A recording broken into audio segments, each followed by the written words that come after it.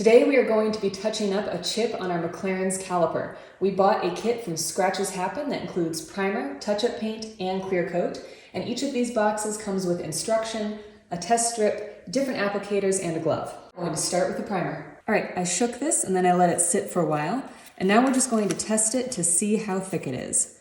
And then test it out on this card. I'm just going to get a little bit of paint on here, kind of dab it off on the edge, and then gently come in here and add in a layer of primer. Next up is the base, and I'm gonna go ahead and shake this quite a bit and then let it sit for a little while. All right, so I tested 1 coat, 2 coats, and 3 coats to see how thick we might need to paint on our caliper. Okay, we're going to go ahead and do our first coat on here, and I wanna make sure I have enough that it won't be super streaky, but not too much.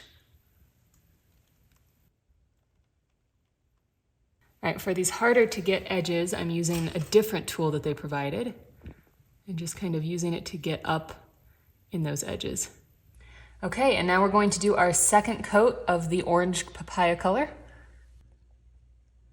All right, and using this other applicator to get into these tougher spots. All right, so we're going in for what should be our third and final coat of color.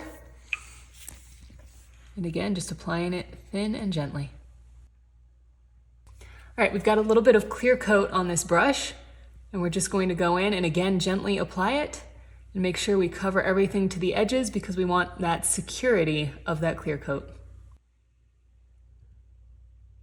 Don't wash for at least 72 hours and don't add a ceramic or film wrap for at least 60 days. And it looks really good, guys. It's never ever perfect when you're doing a touch-up, but we are happy with how this has turned out.